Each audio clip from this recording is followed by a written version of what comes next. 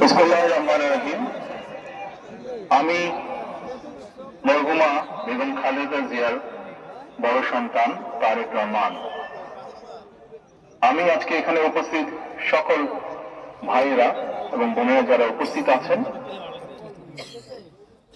মরহুমা বেগম খালেদা জিয়া জীবিত থাকাকালীন অবস্থায় যদি আপনাদের কারো কাছ থেকে কোনো ঋণ নিয়ে থাকেন, দয়া করে আমার সাথে যোগাযোগ করবেন, আমি সেটি পরিশোধের ব্যবস্থা করব ইনশাআল্লাহ।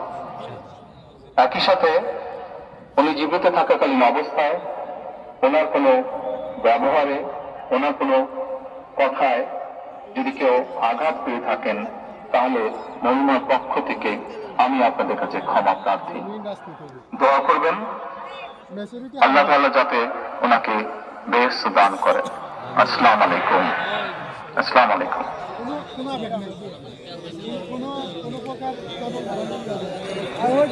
দেশনেত্রী বেগম খালেদা জিয়াকে ভালোবেসে শ্রদ্ধা করে